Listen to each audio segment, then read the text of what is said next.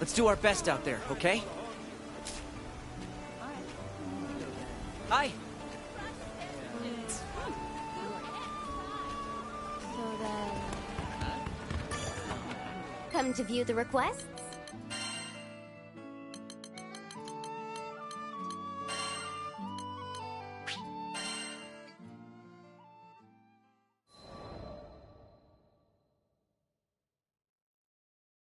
Wish I could say all's well that ends well, but unfortunately it doesn't work like that. As we started back for Folka, I decided the kids and I needed to have a serious talk. Alright, spill it. Why'd you all go into the woods alone? Noobs was in trouble, and, you know, it's the duty of a knight to help people. I just thought we had to save him. Skip spoke down to his shoes. I felt my heart drop. It's the duty of a knight to help people. Those had been my words, so I was to blame for this whole mess. Skies above, why do I always... But before I could chase this dark train of thought any further, a small tug on my sleeve brought me back. All those survival skills you taught us really helped. Yeah, thanks to you, we were able to properly locate food and water. And hide from monsters. I was so proud of them. But now was not the time to encourage their recklessness with praise. Do you realize how worried everyone was? If anything bad happened, your friends would be hurt big time, and not to mention your families. Yes, as knights, you have a duty to protect. But as people, you have a duty to your loved ones. So remember, the Tykes chimed in for this next line. Know when to ask for help. Okay, now it was time to be proud. Crouching so I was eye to eye with the Blue Sky Knights, I held out my pinky. It's a promise, okay? An oath between knights.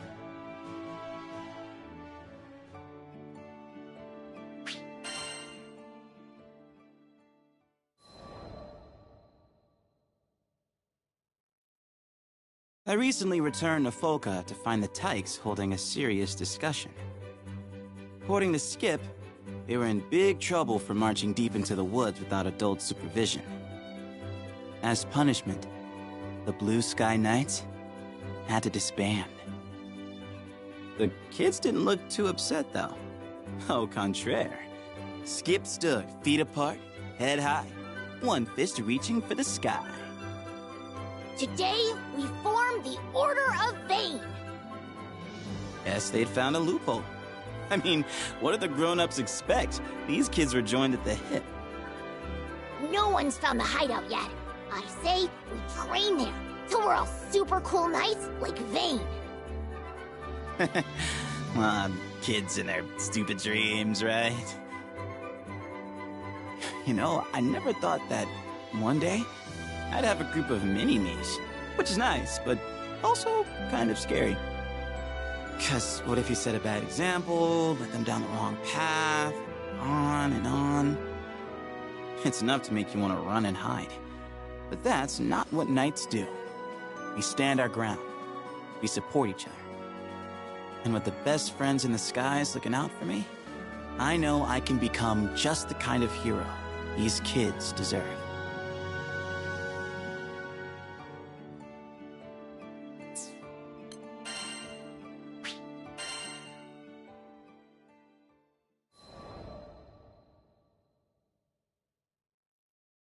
The roar of fire, a cry of pain.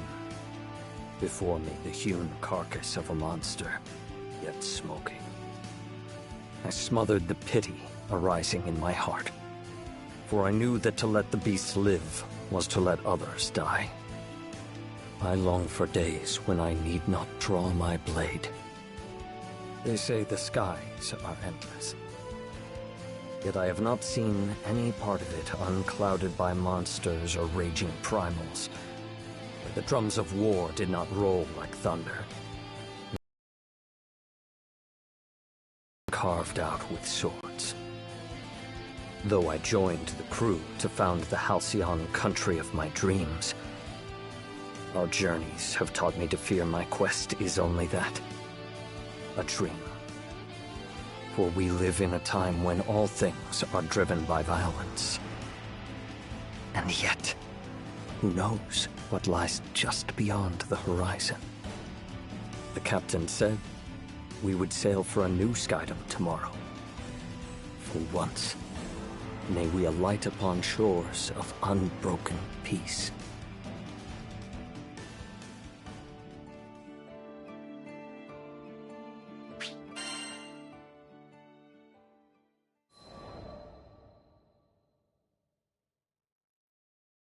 The House of Wales had 3 sons, bound as much by love as they were by blood.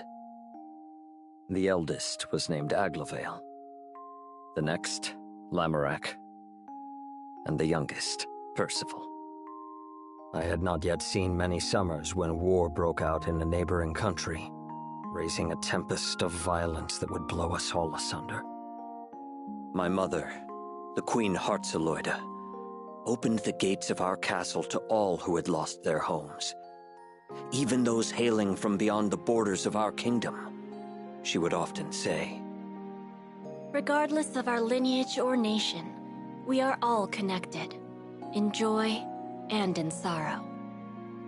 It was through her example that we learned to honor our neighbors. And yet the same people she gave generously to would be the very ones to take her life. I will never forget the scene of her death. I can yet hear the echoes of Aglavale's curses. See the stark white of Lamorak's face as his magic failed to save the one thing he treasured most. And I can feel the warmth leaving my mother's hand as I knelt over her, unable to offer anything but my tears. To the very end, all her thoughts and worries were for us. How can an absence feel so heavy? What heart, having borne the weight of grief? For my part, I grew to despise the violence that robbed me of my family. I swore I would raise a new kingdom, above the tides of blood, where the gentle gardener and the honest plowman may live out their days in peace. The same grief, however, bent Aglavale on a different path. Believing he could conquer tragedy and banish it from our lands, he began amassing great power. But where power treads, war soon follows.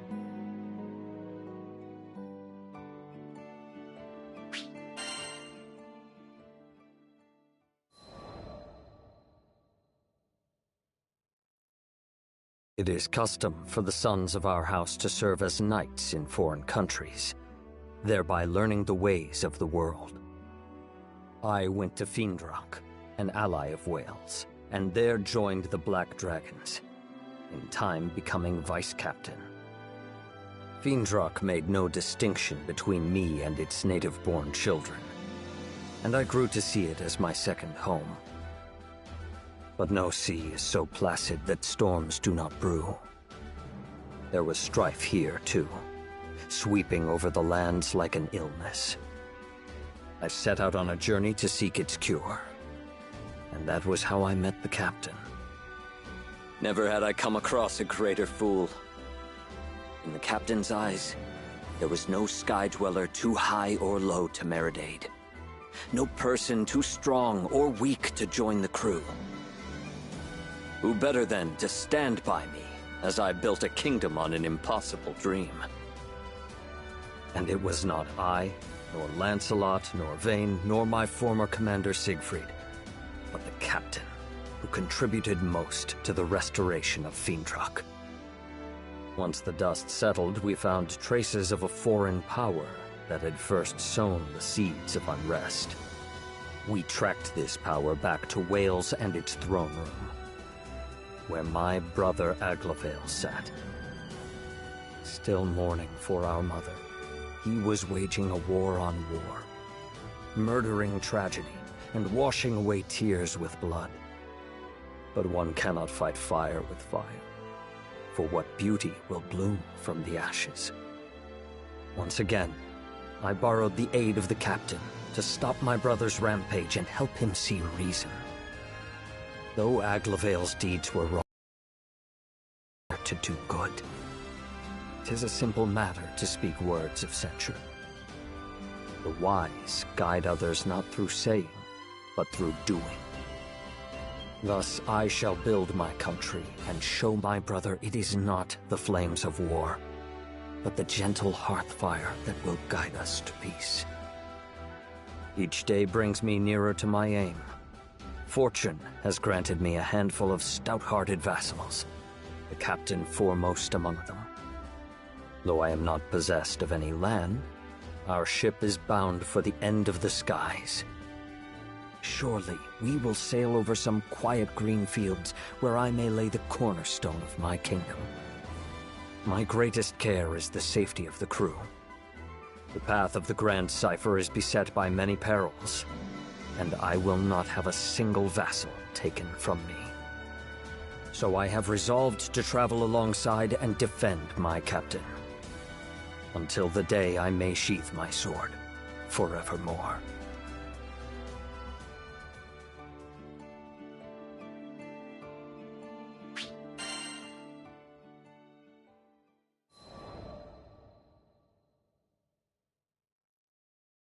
With each skydom I visit, I survey both the lands and the people, hoping to extract the worthiest hearts as vassals for my own kingdom. To that end, I return to Folca, the first settlement we came upon in Zega Grande. But though the earth is ever filled with riches, but if there is one thing I have learned from the captain and crew, it is that wisdom and strength often reside in the unlikeliest of places. Thus, I sought out the Fulcan Defense Corps, hoping to find a diamond in the rough. The city folk, however, expressed little faith in their guards. The Defense Corps? Full of bums who got more stomach for eating than fighting. Better off calling them the Defense Corpses for the fat lot of help they are. Yet these were dangerous times for Folca. Brigands and monsters now swarmed about the city, attracted like flies to the reek of Avia. The people looked to the Defense Corps for protection, but received only excuses. We don't have the resources to combat this threat. Take shelter until the danger is past. And so the city grew to trust vagabond skyfarers more than their own soldiers. Though I had little hope of finding a vassal among this ragged band, perhaps there was a lesson to be learned from their weakness. When I build my kingdom, it will need to be governed by its own councils. But houses of power, choked by the vines of corruption and frailty, ever fall into decay. Is there any prevention? Where does the first crack form? It was in Folca that I would piece out the answer to this riddle.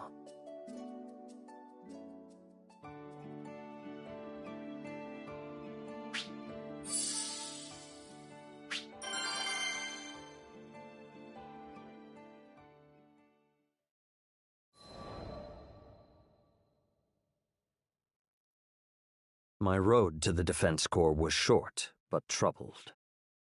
This world is being drowned in tears of suffering.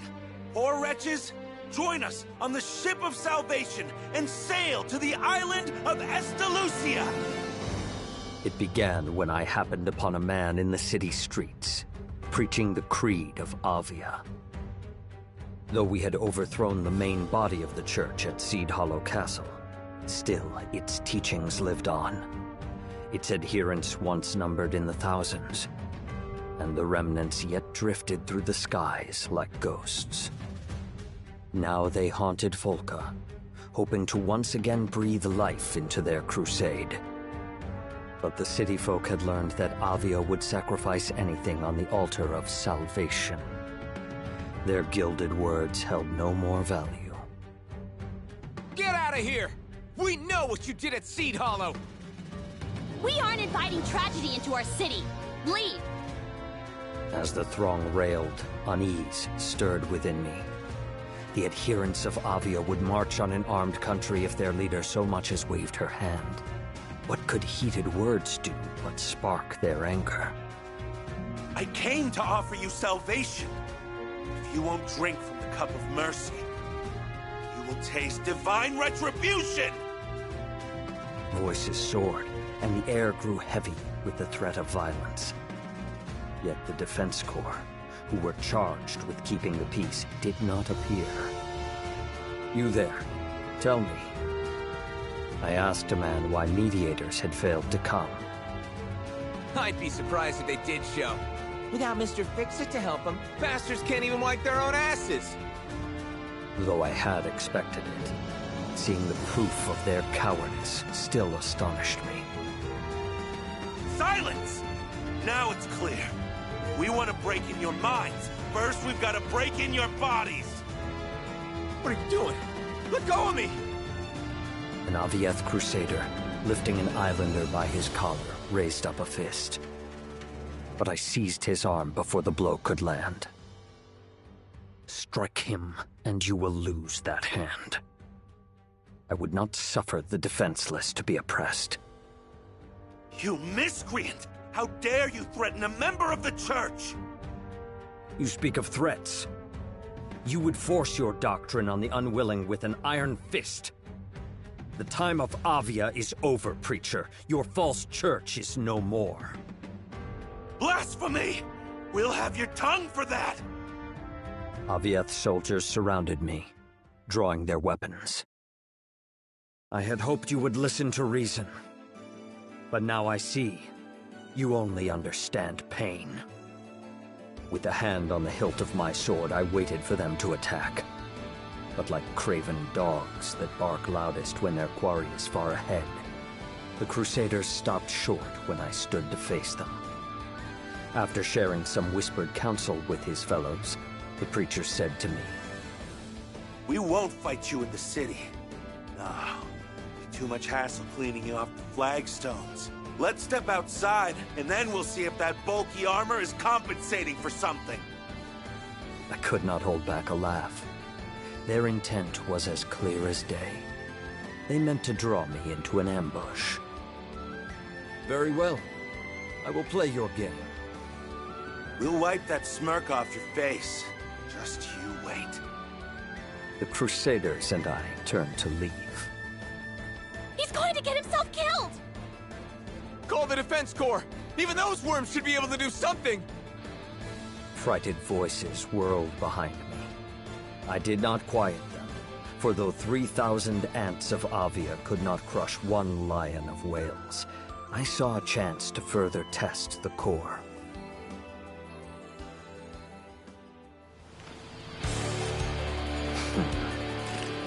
Set out. Death to all who interfere with Avia's sacred mission! You have abandoned mercy for violence and wisdom for bigotry. How dare you call your cause sacred?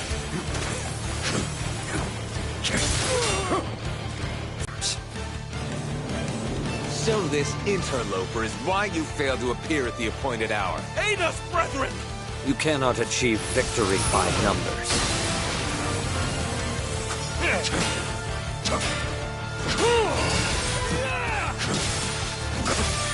Tis strange.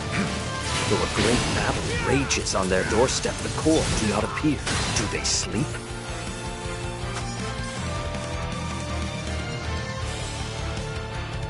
My poor brethren.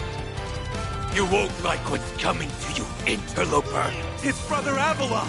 The redhead's done for.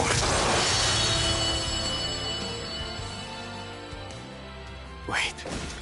I know you. The Lord of Flames. I see my name has reached even the dregs of Zega Grande. His fire is the fire of hell.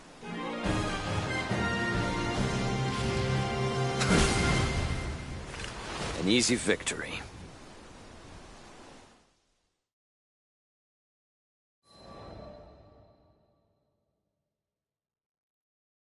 Damn you! Damn you to the bottom of the skies! The Crusaders took quickly to their heels. The weakest dogs bark the loudest. I sheathed my sword, judging pursuit to be a waste of time. I doubted the cowards would ever return. There's one over there! Alerted by a voice, I looked up to see a group of soldiers hurrying towards me. Their livery was not of Avia, and they carried their weapons with the grace of a schoolboy wielding his first quill. I had a good guess of who they were. After they had ringed me about with spear points and blades, one cried, No funny moves, or we'll skewer you like a pig! "Who are you, and what business do you have with me?" Of course you don't recognize us, or you'd be shaking in your fancy boots. Listen up. I'm Douglas, captain of the Falcon Defense Corps. You one of the Avia rats that raised hell in our city? Better come quietly, or you'll be sorry! For a moment, amazement wrested from me the power of speech. Then I said, "Surely you do not believe I am a servant of Avia?" Don't play dumb! Who else would wear that tacky armor? What did you call my armor? I had always known my garb to be striking.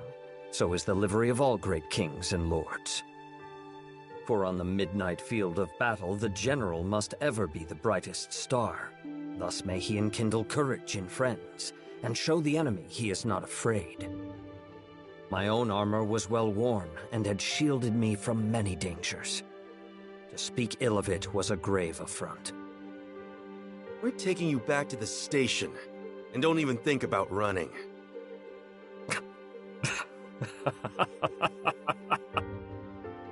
What's so funny? Nothing. Nothing at all. In truth, this was a matter more to weep than to laugh at. The proud guards of Folka, arriving like carrion crows after the battle to pick at what spoils they may. It was a pitiful sight. Defense corpses, indeed. Do what you will. And so I was marched back to the city.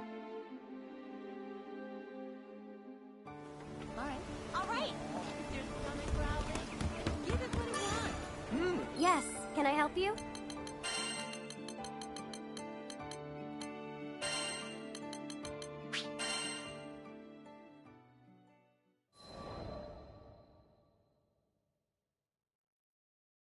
The Defense Corps questioned me at their guardhouse. An enlightening experience, as I had never been a prisoner before. All right, fess up. Tell me exactly how you're connected to the Church of Avia. I repelled a group of crusaders that threatened your people. You had no right to apprehend me. Shut your mouth! That was all Captain Douglas could stutter out, before retreating into silence. Has guilt caught your tongue? I know your actions weigh on your conscience. If you're trying to scare me, Mr. High and Mighty... I am trying to help you. Now take heed. As keepers of peace, you are given the authority to take prisoners. But it is not a power to be used lightly. For to imprison someone is to rob them of time, and not all the riches in the world can repay that debt. I went on with hardly a pause. Today you failed your duty. You did not come when your people were in peril. Had I not been there, blood would have been spilled in your streets.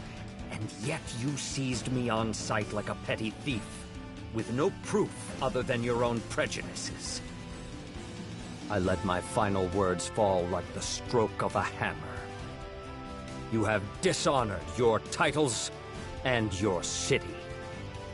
Color fled from the soldiers' faces, leaving only remorse. Hey, Captain. I think he might be right.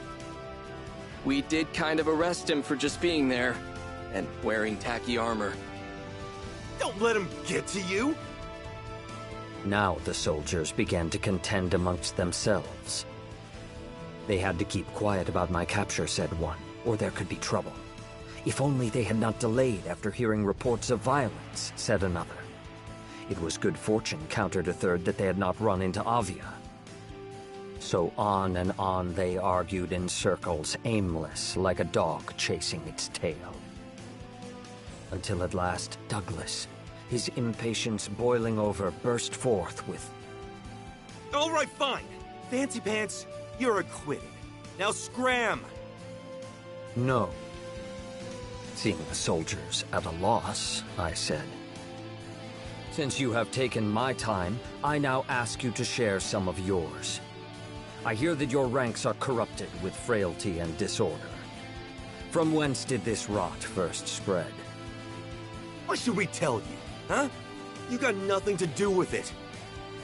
Because I desire and command it. For a moment, Douglas could only stare. Come on, Captain. Just give him what he wants. Yeah, I don't think this guy takes no for an answer. Okay, Rubelox, you win. Now pipe down and listen up. And so the captain and soldiers of the Corps told me of their history and their malcontent. After the war, Zega Grande was left undisturbed for 500 years. This peace, like a deep sleep, had dulled the minds and limbs of Volca's warriors. So when the Crusades of Avia roused them at last, they were found weak and unready. Still, we did all right in the beginning. You probably don't know him, but we used to have a Mr. Fix-It in the city. Went by the name of Roland? Angel of a man, but he fought like a demon. The strength of Roland was their fortress, to which the Corps could rally if the battle went ill. When he vanished, the soldiers were left without their greatest defense. So, there we were, a group of idiots who could barely tell the butt of a spear from its head, left to play this game of cat and mouse. Self-loathing seeped into Douglas's voice. I know what everyone thinks of us. I know what they call us. But do you think we're wimps because we want to be? Now that Roland's gone, sending my Corps to war, a real war, would be sending my brothers and sisters to death. Captain Douglas, you've been trying to protect us this whole time? I sighed. Why do the best intentions so often lead us astray? Very well. For your sakes and mine, I will help the Corps regain its former glory. Maybe by rebuilding this fallen band, I would learn a lesson in how to lay the foundations for a kingdom.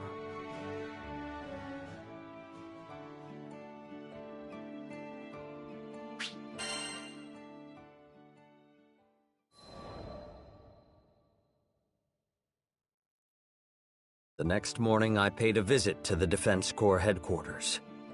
I did not receive a cordial welcome. You're that redhead. Why'd you come back here? To supply you with counsel. Now hearken to me. The soldiers could only look on in wonder as I continued. Order is the basis of any kingdom, great or small. It is what establishes harmony in music and builds peace out of strife. You are its keepers and conductors. Take pride in your duty. To this, the soldiers could find no response. I went on. You told me you cannot fight because Roland is gone. You are mistaken. Comrades give you courage, but true strength must come from within. You cannot fight because you are weak. There followed a moment of silence.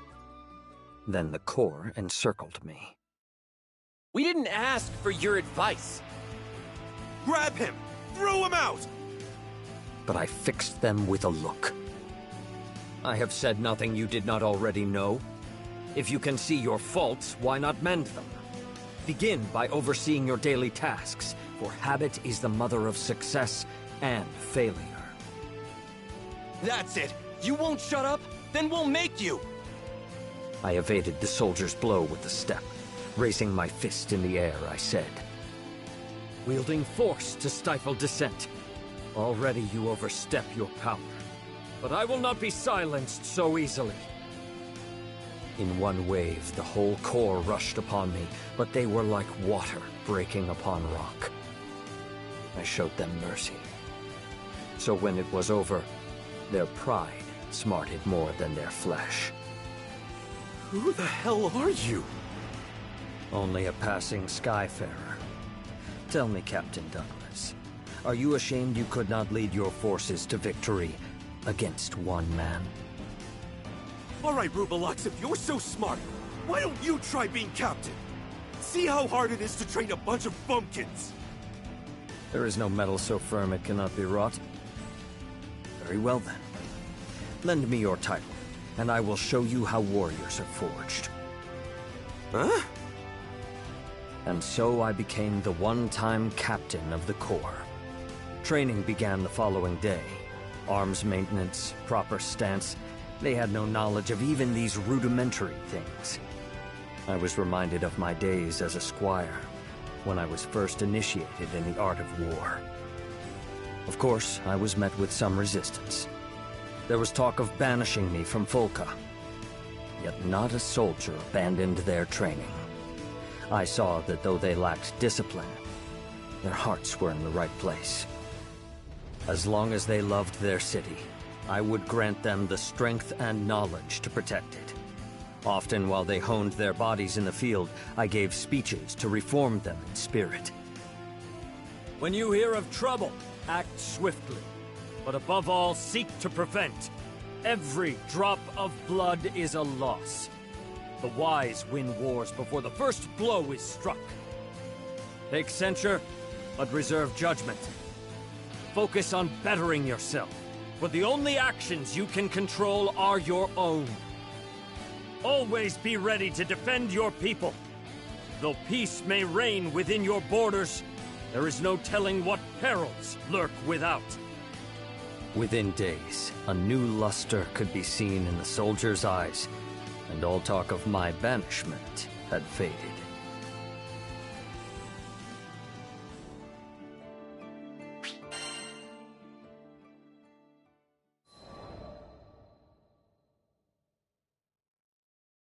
The training of the Defense Corps proceeded smoothly. Guess you know what you're doing. All right, Rubelux. You can run this outfit a little longer. Though they barked and whined, former Captain Douglas and his soldiers endured my training. The time had come for Folka to see them reborn. I proposed a patrol, the foremost duty of a guard, for evil, infirm of purpose, dares not stir beneath a watchful eye. That's a bad idea. I looked sharply at Douglas, who paced back and forth. Why do you waver? Why do you think? We've been losers our whole lives. We can't go out there now and dance around the place like we own it. They're gonna laugh at us. As a soldier, you must not weigh pride against duty. Now, this is a direct order from your captain. Move out. All came to pass as Douglas feared. In the streets of the city, children pointed, men jeered, and women laughed. Behind me, I could feel the will of my band weakening. Do not falter. Remember, shame should not hinder, but rather drive you to do good. The eye sees only the present, and the past is soon forgotten. There was no more I could do for them. The Corps would have to reclaim their own honor. I led them on without another backward glance. Hey, look! It's the March of the Freeloaders! Must be nice getting paid to take a little stroll! These barbed words were slung at us before the tavern. The speaker was a red-faced man, no doubt set on by excessive wine. I slowed my pace. It was true that the Corps had brought this scorn upon their heads, yet what remedy could poisoned tongues offer? I never intended for them to be thus reviled. Turning, I walked up to the drunkard. You got a problem, big guy? The man shook in fear. But I did no more than bow to him. Forgive us. It is the part of a leader to bear the faults of his followers. For who will answer to a lord that will not answer for them? I am now the captain of the Corps, and speak on their behalf. We have failed you in the past. For that, we are sorry. But these soldiers are now changed. Give us time, and I swear on my honor we will set things right. Amazement flashed into the man's eyes, clearing the fog of drunkenness. Shamefaced, he hurried away. I wanted to apologize, Captain Percival. Douglas's voice sounded behind me. It's our fault you had to grovel to a juicehead like that. Enough. I held up a hand. Power is ever conjoined with responsibility. I did no more than duty commanded. Now come. The day wears on. It is time for training. At the guardhouse, the men fell to their drills with vigor. Put your back into your swings! Stand firm! You are the first defense of your people. Bear yourselves with pride! Yes, sir! Their voices were clear, and their movements strong. Soon, I thought, they would be a match even for the forces of Avia.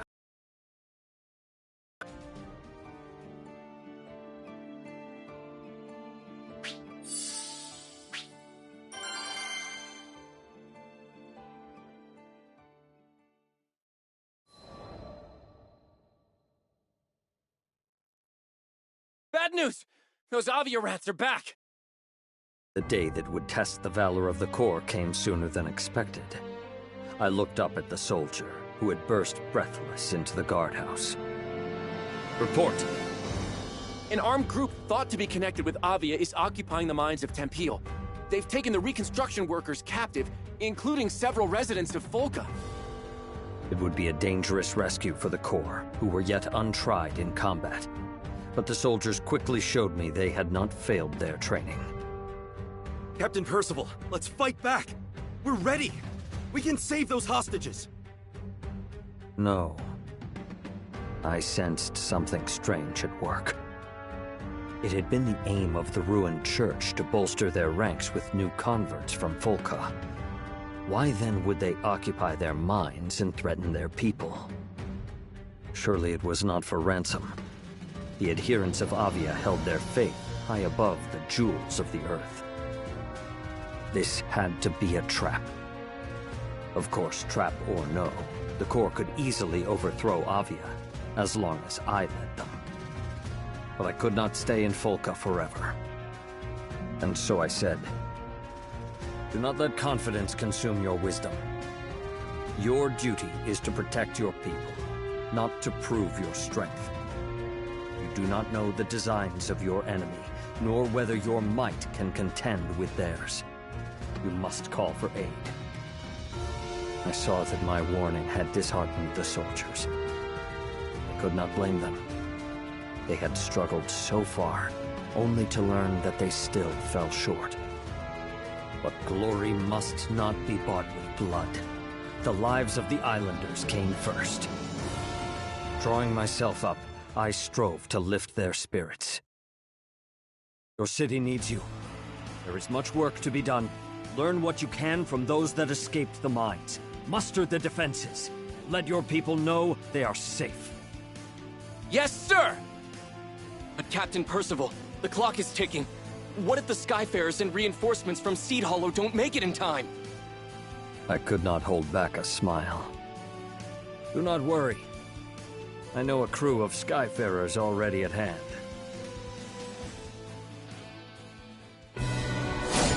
First, to secure the hostages.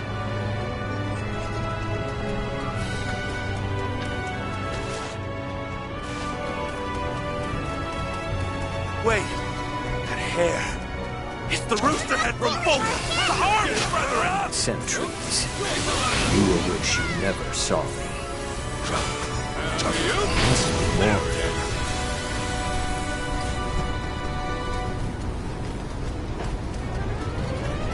How'd you get in here? Where are the lookouts? sleep on the job? You'll never know! Oh yeah. There are too few of them. Their main force must be headed for Folka.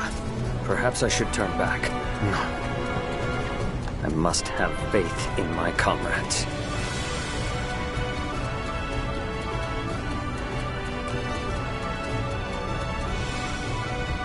All the hostages are behind bars. At least they will be kept safe from the battle. Who are you? You may know me as the Lord of Flames. So we meet again, but unfortunately for you, this battle won't go like the last one. Not many who survived my flames dare to face them again. You are either brave or a fool.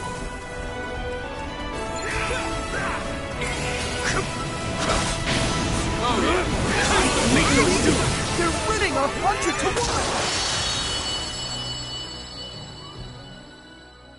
1! It will take more time to bind these Crusaders than it did to defeat them.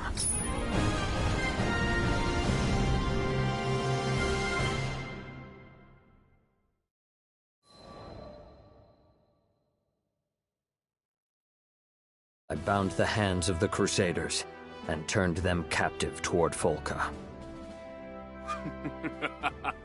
Why, here's a stalwart little interloper. You could do far better than skyfaring, you know. Keep silent. I will not listen to the lies of a false prophet. Then I guess you won't believe me when I say the mines were just a diversion. We sent our main force to Folka. They'll have captured the city by now. We'll raze it to the ground and build a new Church of Avia on the smoking ruins! The preacher continued to lay bare his plot, though I had no desire to hear it. I know this backcountry is filled with scurrying field mice. You Skyfarers were the only real threat. If we could keep you busy elsewhere, say, in some nice, dusty mines, then taking Folka would be like stealing candy from a baby. Even now you know not of what you speak. I had already made out that the mines were not your true purpose, and you misjudge the people of Folka. There is great strength in that city. It will not fall to the likes of you. That's hogwash! If you will not trust my words, then perhaps you will trust your eyes. We had come to the gate of Folka. Captain Percival, we've captured all the invaders. You should have seen us, Captain! No one messes with us on our turf! There, trussed up before the city walls, were the remaining Crusaders of Avia. The soldiers of the Corps stood over them, bloody but triumphant. And the air was bright and filled with rejoicing as the people of Folka cried glory unto their defenders. Impossible. How could country mice have overthrown the high hawks of Avia? With that, the preacher fell to his knees and spoke no more.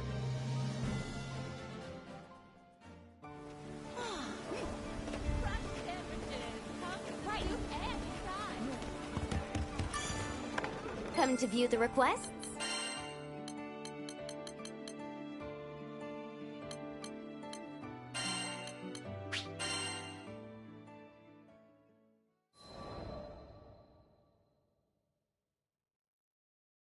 Several days later, I walked into the guardhouse for what would be the last time. The captain's here! Attention! In a moment, the soldiers were lined up before me. At ease. My friends, you have found your strength and your courage. The time has come for me to step down as your captain. With the space of a deep breath, the soldiers did not stir. I read in their eyes that they had long seen this day coming. Captain Percival, That title is no longer mine. I return it to you, Captain Douglas. You have become a worthy leader. I turned back toward the body of the Corps. I'm but a traveler, My allegiance lies with a distant country, a kingdom of peace that I shall one day build. But I believe that all who dwell in the skies are brothers and sisters. Though our time together was short, it was an honor to serve with you. You have shown that we need not be chained to our pasts, that valor can be kindled in every heart. When I raise my kingdom, I hope that you will one day visit to impart this lesson unto the knights there. No, Sir Percival. You can count on me. Me too! It's a promise! Mirth welled up within me. In one thing I thought, the Corps had not changed. They could still make me laugh. Very well. I will hold you to those oaths. And so, bidding my friends farewell, I took once more to the skies.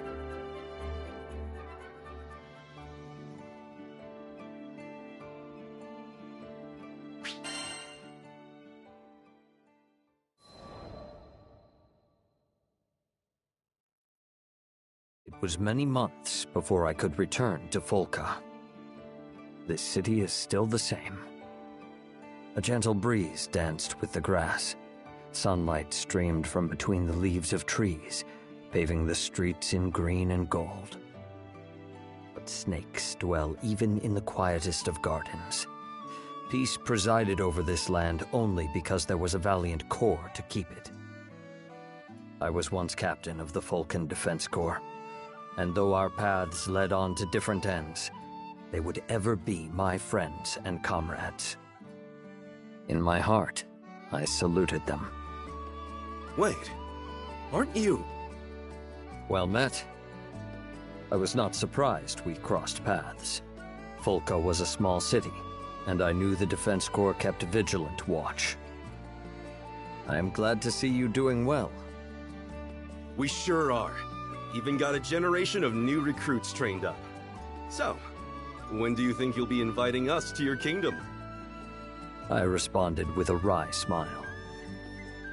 It will be some time yet, but I shall not rest unless it be in a country of peace. Until that day, wait here, and serve your city well. You're gonna make it, Percival. I just know it. In the meantime, I better practice my curtsy, huh? I regarded Captain Douglas and his corps. Here were soldiers that had once lived in shame, but courage had been kindled in their hearts, and like candles they now passed its light to others. So does one good turn give rise to another, and valor begets valor. Perhaps the rise of my kingdom was not so far off after all.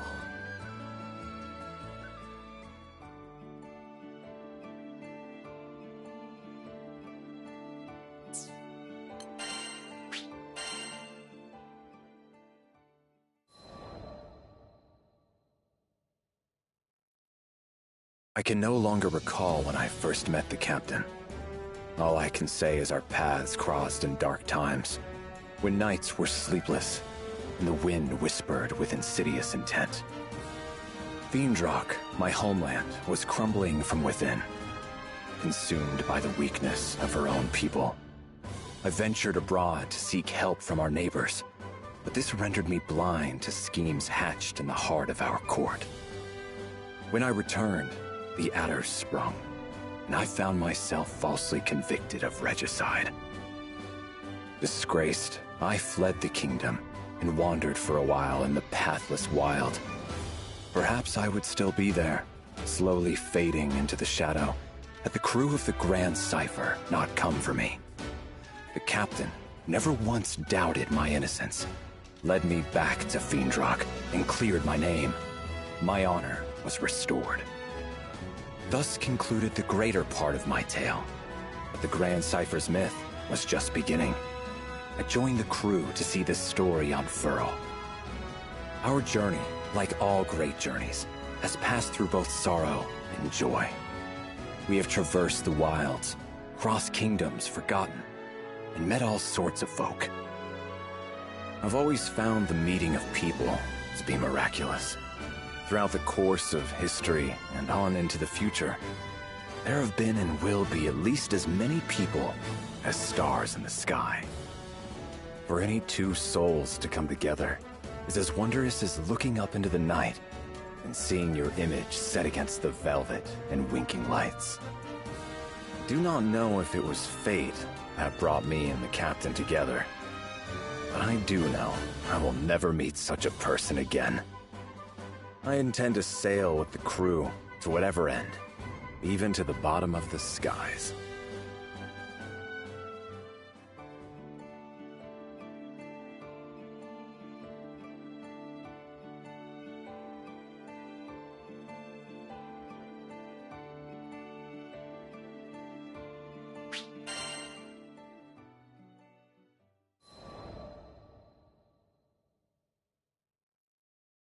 In my youth, I was vain and headstrong.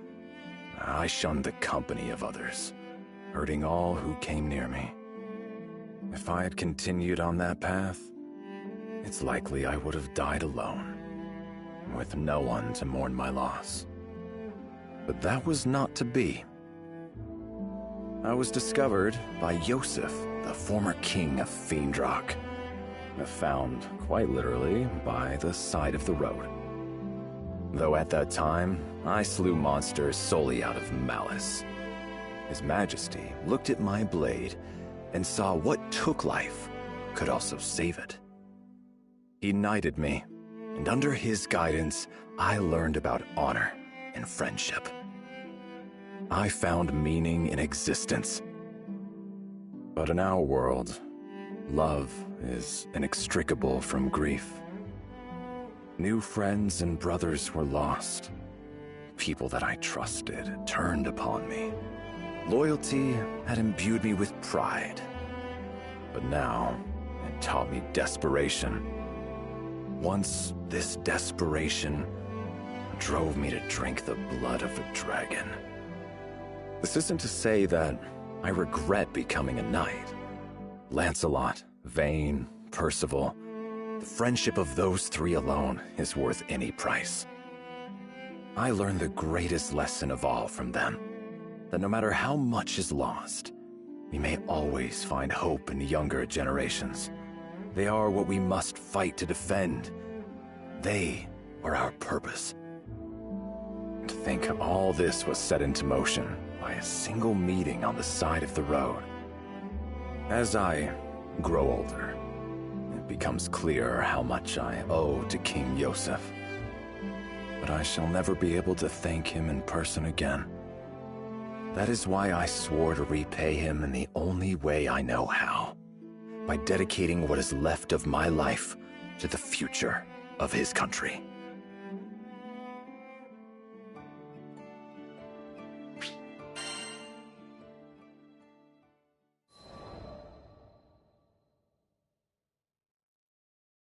I know King Yosef would not want me to grieve overly much for him, but he turned me from a vagabond into the captain of the Black Dragon Knights. Under his rule, the base were ennobled, tall towers were raised, and withered fields burst forth into color. He might have done much more, had traitorous hands not cut his life short. The royal consort Isabella, covetous of his power, killed the king and smeared the guilt of it on me. Unable to prove my innocence, I was forced to flee the capital. For weeks, I was hunted by soldiers I had trained by my own hand, Lancelot foremost among them. My name was now reviled, scrubbed like a stain from the halls of honor. But this caused me little pain, for I never hungered after fame or titles. I served the crown because I loved my country, the same reason for which King Yosef wore it. Even as his body was broken and he lay on the threshold of death, he called only for the mending of Fiendrock. I would not let our home waste away under the shadow of Isabella's ambition. I returned to the marches, where I dwelled in secret, gathering information. I worked alone, and even Lancelot was kept from my counsels. I did not tell him of my innocence, nor why I sought to cut out the now festering heart of our court. My silence was not due to a lack of trust. It would have been impossible for me to reach Lancelot unseen. Any attempt at communication would likely have ended with my arrest. But even had there been a clear path to Lancelot, I would have kept to myself. Lancelot was, and is, still young, and young minds are easily molded. If I was to leave the protection of the kingdom to him, I needed to be sure that he was more than just clay, that he had an uncorruptible, ironclad core. I needed to be sure he was not the type to blindly follow orders or emotions. He wavered, as we all do, but fortunately, he was not alone. He had the support of his childhood friend, Vayne, and of the Grand Cypher's captain. They were his light and anchor, and with their help, Lancelot navigated the swirling tides of intrigue and arrived at the shores of truth. We were thus reunited, and together delivered Fiendrock from Isabella's clutches. I had fulfilled King Yosef's last wish, and Lancelot had come into his own. It was time for me to step down and place the country in the hands of the young. And so it was that I put the rolling hills and bright walls of my home behind me and embarked on a journey of discovery across the skies.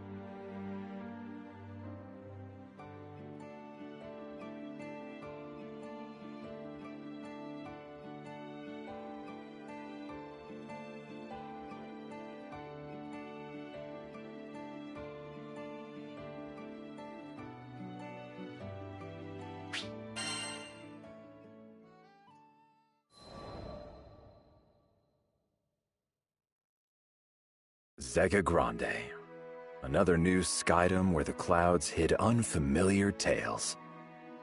My travels aboard the Grand Cypher have taken me to many far-flung places, where I have found that there is yet enchantment in this world. I've sought after magical seashells with the power to heal kingdoms. I've crossed blades with legendary warriors, and I've heard strains of alien music, which, though strange to my ears, still spoke to my heart. But no matter how far I roam, my thoughts are constantly with the country King Yosef left in my keeping. When we alight in a foreign land, I find myself drawn not to gardens or taverns, but to places of law and order. I am ever seeking new allies for Fiendrock, and rooting out her enemies. It must seem like I have a mind of cold iron and steel, driven by thoughts of politics and war. And I have no excuse except to say, once a knight, always a knight. Zega Grande had almost fallen under the sway of Avia. Now, as its people rebuilt, I desired to learn whether their fortress and whether any dark shadows still haunted their streets.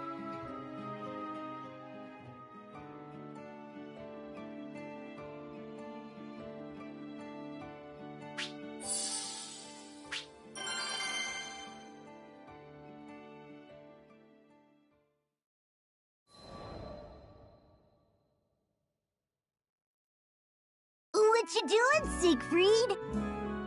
Vern appeared at my shoulder one day as I was walking through Seed Hollow. I'm gathering intelligence. The dragon wrinkled his snout. Man, you're a workaholic. He wasn't incorrect. I did want to lay aside responsibility and stroll unburdened in the sun, but I couldn't rest easily when duty called. Hey, what if I helped? 2 weeks are better than none. Vern was indeed light and fast. but I found it easier to scout alone. Come on! I know how to handle myself! You certainly do. If anything, I felt that the captain, Lyria, and Vern were strong beyond their years. But they had been forced to grow up too fast. All right, Vern, be my guest. Finally, something to do! Agent Vern is on the job! Vern twirled deftly in the air. So, what exactly is the job? What kind of intelligence you looking for? It's a little abstract. I would like to learn about the values of this country. Why it was founded, for example, or what would cause its people to go to war. For nations with similar values are often quick allies, but nations with conflicting values find themselves enemies. Yeah, I'm totally following. Take Fiendrock, for example. Our king and people stand for fellowship and peace. If we were to find out that the leaders of Seed Hollow, on the other hand, favored conquest and power, then we might expect trouble. What, kind of trouble are we talking here? Don't worry. I gave Vern what I hoped was a reassuring smile. I am not here to conduct a coup. I only seek information to bring back to Fiendrock, which may help in matters of diplomacy. Diplomacy? Well, that's way above my pay grade. Aw, dude, I think something just happened over by the gate. I see a bunch of soldiers running that way. With two flaps of his wings, Vern lifted himself higher into the air and hovered, squinting against the glare of the sun. Seed Hollow's military force. This may be worth looking into. Come. Right behind you. A group of onlookers had gathered by the gate, speaking in loud, excited voices. A monster hunt, huh? Let us follow them. We may learn something useful. Nothing is so revealing of a person's nature as their deeds in battle. We passed out of the stone city and trudged for a while among grass and dirt paths. Or rather, I did, while Vern rode the winds beside me. Suddenly, he let himself rise on an updraft. Spotted them! They're going at it! As he spoke, I became aware of distant cries and the clash of arms. Let's see here. I crept beneath the shadow of dappling leaves and up a small knoll for a better look. I don't think they can win this thing! The warriors of Seed Hollow were many, and their faces grim with determination. And yet... Ah! Captain, we can't hold out much longer!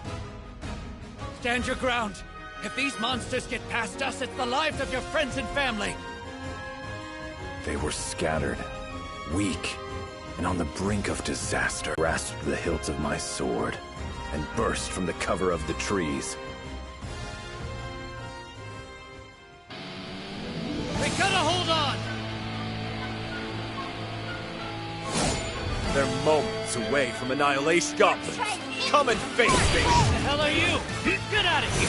This is no place for civilians! With all due respect, you are not in a position to reject my aid.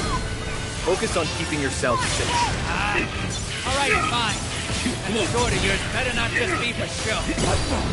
How is he mowing down all these half-thieves? Bravely. This is power! They're trying to hit you from far away! Captain, he's dancing circles around the half-beasts. Yeah, I can see that. Stop gawking and tend to the wounded. We're gonna make it. Heads up! Got monsters coming in from above!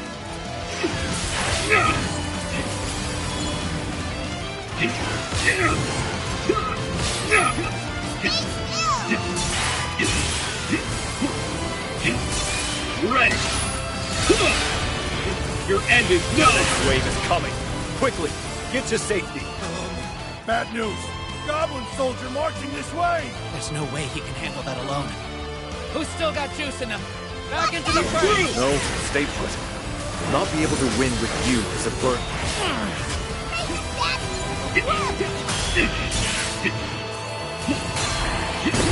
Watch out for the shooters!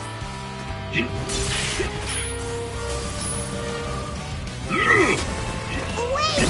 You're just gonna hang about...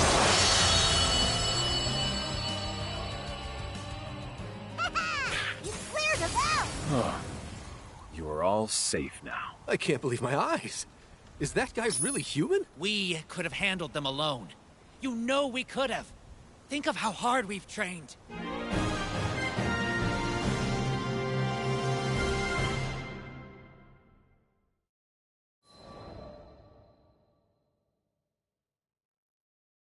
The cry of the last monster faded to nothingness, and I sheathed my sword. Oh, man! They're lucky we got here in the nick of time! Danger averted, Vern drifted to my side. Well met, Skyfarers. The soldiers from Seed Hollow gathered themselves and limped to form ranks. At their head, a man I believed was their captain stood, frowning at us. You guys must be dying to thank us. I take payment in apples, by the way. Vern wasn't quite reading the mood. So you know your way around a sword. Great.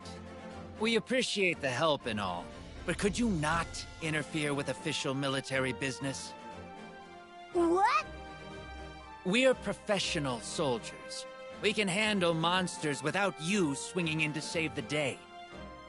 Number one, that's a lie. Number two, what's with the attitude? That's enough, Vern. The dragon looked ready to spout fire. Hoping to calm him, I caught him and held him in my arms. I'm sorry. We mean no disrespect. With a bow, I turned and left that shadowy glade. I did not relax my grip on Vern because I felt certain that if I let go, he would flip back and spit venom in the soldiers' faces.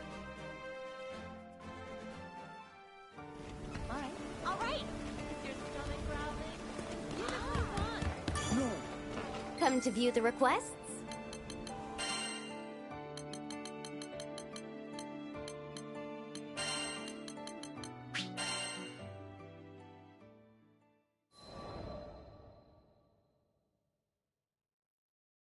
What was wrong with them? They would have been toast without you. Vern flew beside me, seething. We are strangers to this land. Those soldiers have a reputation to uphold. Yeah, but doesn't it get you riled up when people are so rude? I laughed. If rudeness were the worst foe we ever faced, we'd be lucky warriors indeed. In truth, I empathize with them. It is the duty of a soldier to fight. Incompetence on the battlefield is a matter of great shame. My unwanted assistance was salt in the wound. I guess I could see that, but still... Listen, no one was badly hurt. That is all that matters. I had trained many knights in my day. They had gone through their growing pains, and tasting defeat and humiliation. Yes, failure is bitter, but it is nourishment. And thus the knights learned and grew, each and every one of them, into powerful warriors. When it came to the finer points of warfare, the forces of Seed Hollow were clumsy at best. But their sense of duty was unparalleled. Upon hearing rumors of danger, they had acted swiftly, marching without fear to the monster's den. And though they had been forced to the very cusp of annihilation, not a soldier had wavered or fled. Now, they too had drunk deeply of the medicine of defeat. I believe it would course through them like fire and bring them newfound strength. The forces of Seed Hollow were capable of much, much more.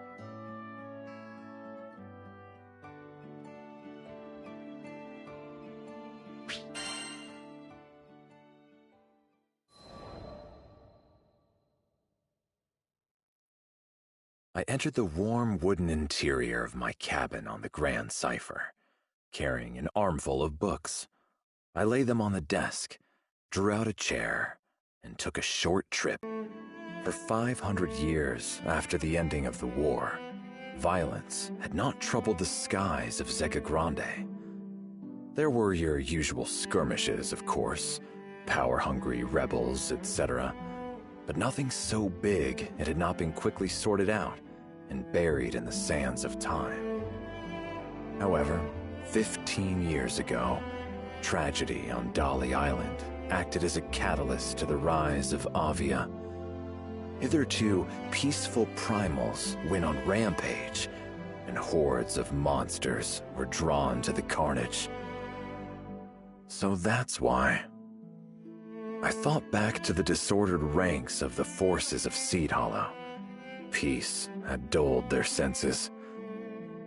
They had forgotten how to handle swords and spears, forgotten how to manage monsters, each one vastly different in shape and movement.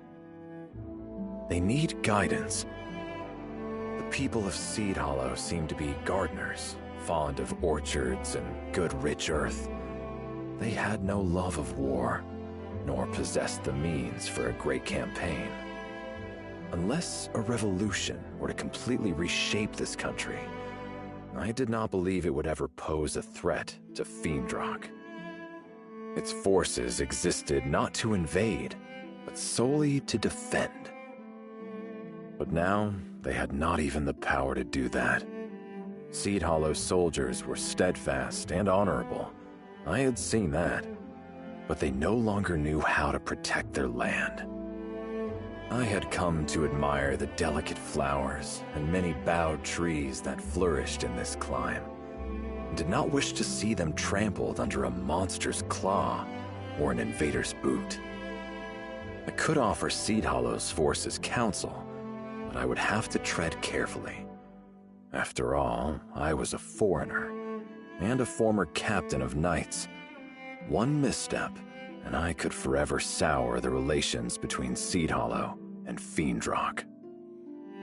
I will have to be discreet. I threw on my traveling cloak and arranged my pouch. Hearing no footfalls outside my room, I slipped through the door and padded softly down the corridor. Oh, hey, Siegfried! You heading out? Vern spotted me on the deck of the Grand Cipher. So much for stealing off unnoticed. I'm going for a walk. On your tiptoes? No way, man! I bet you're going on another one of your secret missions. Though small, Vern had inherited the legendary wisdom of the dragons. Guilty as charged. But the fewer people who know about it, the better. Can you keep this from the others? Come on, Siegfried. We all know you won't yak for truth and honor and justice and all that. If you're gonna disappear, you should at least tell your captain. My butt'll understand. I could find no objection. It seemed that all the adventures Vern had been on, all the grand and wondrous things he'd seen, had sharpened his insight. Yes, of course. You're right. I followed Vern to the captain's cabin. I have come to ask for permission to leave on a private mission. But I must warn you, if things go wrong, it could spell trouble for the crew.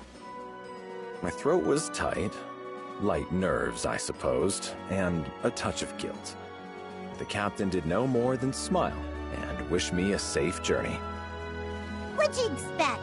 We trust you. Fortune truly had graced me with the best of companions.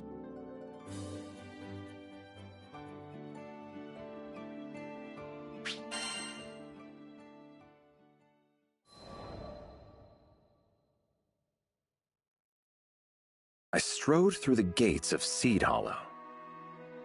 So, what you gonna do here? With a dragon on my tail. I would like to ask you the same question. Why did you follow me? Curiosity.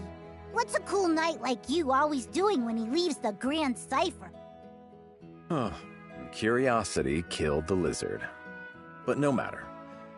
Vern and the captain had offered me their complete trust, so I could do the same in return. Besides, if anything were to happen, I'd be there to protect him. You're welcome to stay, but I am only visiting Seed Hollow's forces again to offer help if I may. Nothing of interest. Sounds like something my bud would do.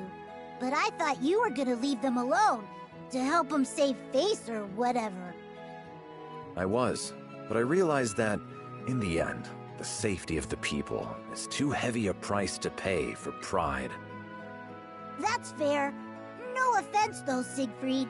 Your way with words is a little, special. So I'll just come along and do the talking. 20 minutes later, Vern and I were in the heart of Seed Hollow, watching its soldiers scurry about like mice. 500 years of peace has truly taken its toll. Seed Hollow's forces had become only an army in name. In truth, the military affairs of the country were run by Zothba, a civilian and information broker. Everyone took orders from him. Dispatch from Zothba. We got a lost child on our hands. Everyone, split up and search for the mother. Yes, sir! Man, you ever just get lost and have a whole army look for your mom? Vern hovered by the branches of a tall oak, surveying the commotion with shining eyes. It is important to serve your people in times of concord as in times of strife, but I fear they have lost sight of their true duty. There is a saying, it is better to be a warrior in a garden than a gardener in a war. Peace should never so lull a nation that its defenses are abandoned and its soldiers turned into clerks and errand boys. Captain, new orders just came in. We're being sent to clear a horde of goblins camped right outside the city. Now these errand boys faced hordes of monsters who had been roused by Avia's machinations. 500 years of stillness, nature, and peace. Gone. All at the whim of a madwoman. You hear that, troops? Prepare for battle! Drive those goblins away from our homes! Yes, sir! They shark. Problem is, they ain't got bite. Skied them just a few days ago. I did, but failure is the mother of success. I readjusted my gauntlet and shifted my sword on my back. This is a chance for them to grow. I'll make sure of it.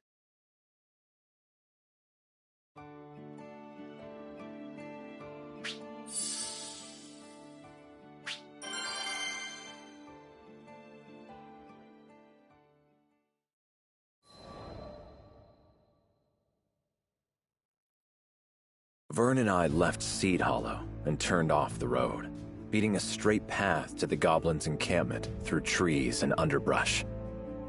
We arrived before the soldiers. In front of us, half hidden in the darkness of a cave, slinked the forms of dozens of goblins. Alone, goblins are not much of a threat.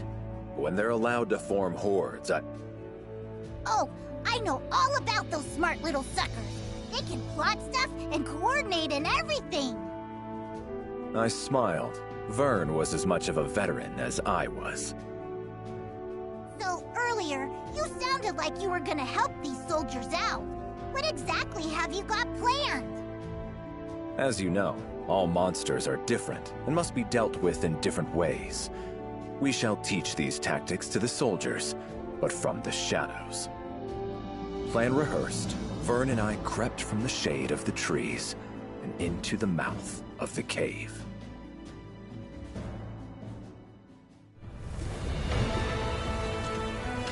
Good. Let's move.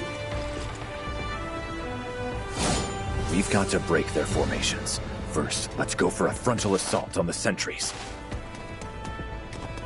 The army from Seed Hollow will be here any minute now! Hurry! We need it! Looks like the soldiers are still prepping for the fight. Perfect. That gives us just enough time to thin down their main ranks. More goblins! Man, there's a lot of of them! Well, let's fix that, shall we? Right.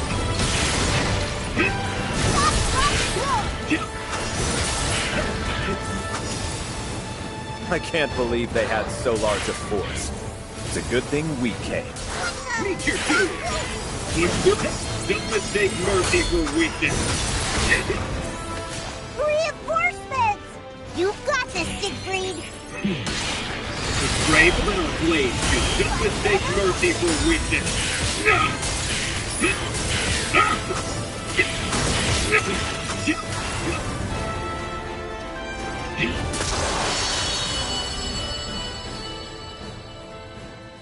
Nice work!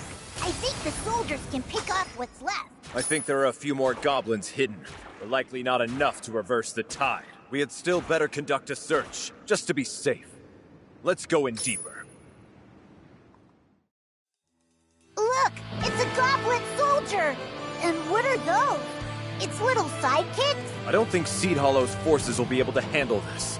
We should at least bring down the goblin soldier. So leave all the small fry alone? Got it. Don't want to rob Seed Hollow's finest of a job. Reach that!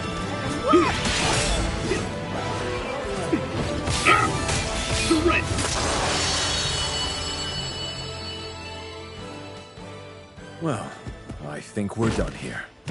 The army from Seed Hollow should be capable of handling the rest. All right, let's head deeper in. Stay together and stay focused. Aw, snap! Seems like they caught up. Let's hide!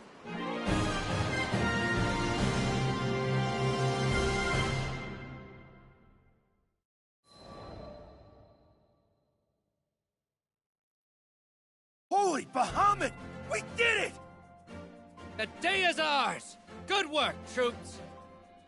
Vern and I crouched behind a craggy boulder and watched as the soldiers strode about the battlefield.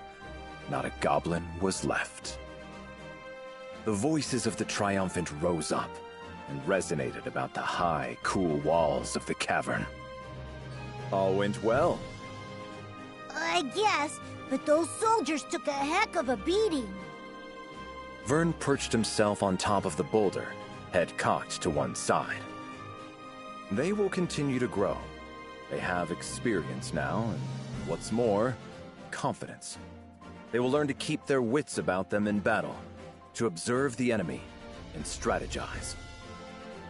If you're sure, there's something I've been wondering about, though, Siegfried. You didn't have to help these people. You're not even getting paid for this. So why go through the trouble? I laughed softly. I think you already know the answer to that riddle. Because everything good in this world is worth protecting. Yeah? Come to view the requests?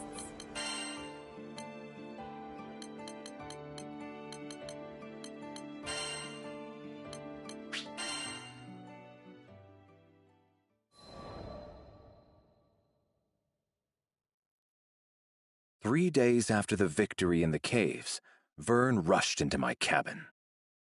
Dude, he's here! The captain of Seed Hollow's army is here! Here, on the Grand Cipher. My eyebrows drew themselves together. I was quite certain we hadn't been seen. Do you think he figured us out? No, that shouldn't be possible. I had lived and worked in the shadows for many years. I knew how to remain invisible. Let us meet him in any case. It would be discourteous to turn him away. Agreed. We're lots of things, but rude ain't one of them. Vern led me to a spacious room on the Grand Cipher, where our guest sat perched on the edge of a comfortable chair, his hands upon his knees. He stood up quickly when we entered. It's, been a while. He wouldn't quite meet my eyes. As the young man swallowed rather loudly, I recalled his last words to me. We can handle monsters without you swinging in to save the day. It has. I still regret my actions in the forest. Is that what you've come to talk about? No. He shook his head vigorously. I'm here to thank you. You saved my life and the lives of my comrades. So, our presence had been noticed. I swept my cloak back in a deep bow. I apologize for interfering yet again. Oh, no, please, stop with the apologies. You're just making me feel worse. Listen. He explained. 3 days ago, Seed Hollow's army had been called upon to drive back a horde of goblins. He had marched his company there with a heavy heart, expecting great losses. But to his surprise, when they emerged from the goblin den, they were not missing even a single soldier. Goblins are intelligent. They post sentinels and form ranks, just like we do. Sword fighters and shield bearers in front, mages in back. Any battle with them should have been tough and bloody. Yet these goblins had no set sentries, and their forces were meager and scattered. Even the large beasts the goblins kept in reserve had been terribly weakened by the time Seed Hollow's forces reached it. But what could have worn it out like that? A night of partying too hard? No. Someone had to have helped us, and luckily, I had an inkling who. Now he raised his round, earnest face and looked straight at me. There was this knight who'd saved my troops before. He wore jet black armor and carried a crimson sword. Yeah, no way you'd forget that getup after seeing it once. Vern peered down at my armor. It was matte black, so I could slip by in the night unseen. But I suppose outlined against the light of the sun, it cut quite a distinctive figure. The rest really wasn't that difficult. Went with that description to a merchant who deals with a lot of foreign traffic, and learned about a former knight captain. I see. Years away from the battlefield had dulled the army's swords. This I already knew. But now I realize it had allowed them to build rapport with their people, winning them trusted eyes and ears throughout their country. If anyone should be apologizing, it's me. Before I could stop him, he went down on one knee. That day in the forest, I was frustrated and ashamed by the weakness of my troops. So I took it out on you. I'm sorry. You saved my soldiers not only once, but twice. And the second time around, you even made sure we learned from the experience. I really don't know how to make it up to you. Vern and I looked at each other, surprised by the sincerity in his voice. Your kind words are more than enough, and your forgiveness. The young man opened his mouth, but I shook my head. Whatever the circumstances, I still trampled your pride underfoot. What's pride when compared to life? To speak the truth, I thought Seed Hollow's forces poorly trained and disorganized, from an outsider's perspective at least. By placing a hand beneath the man's elbow, I silently bid him rise. But I see now that you have strength and wisdom that was hidden to me. With you in command, I have no doubt your company will go on to accomplish great things. That means a lot, coming from you. He smiled, the tension melting from his frame. But the fact remains that I let my soldiers get out of practice. You've helped me realize a lot these past few days, and I promise we'll train harder than ever, make up for lost time, and become the defenders this country deserves. Good. Never stop believing in yourselves. Seed Hollow, a land of gardeners who derive joy from the bounty of flora and the simplicity of peace. Though they were no longer the mightiest of warriors, they were by no means weak. No more than the wildflower, who holds aloft its petals in dry soil and through battering storms. And like wildflowers, they would continue to grow and flourish. Though Seed Hollow is a small country now, perhaps in time, it will rise to become a mighty nation. When that day comes, it surely will make a valuable ally for Fiendrock.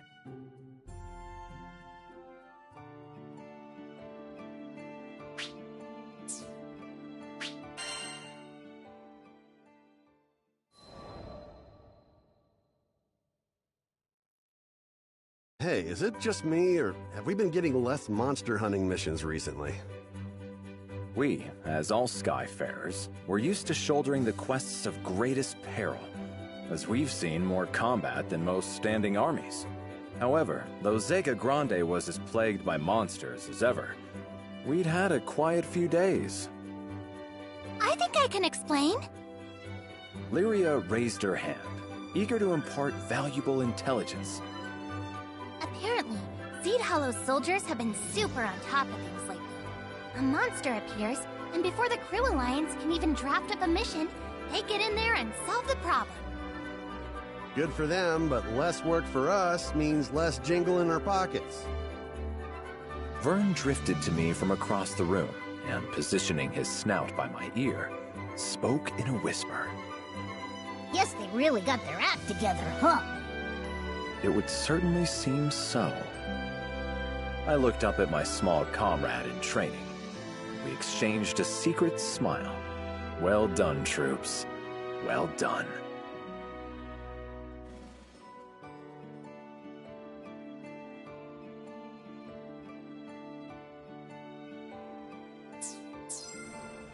Have a nice day.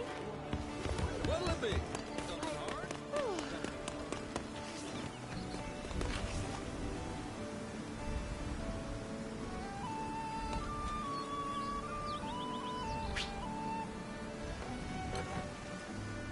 Thank you. Goodbye.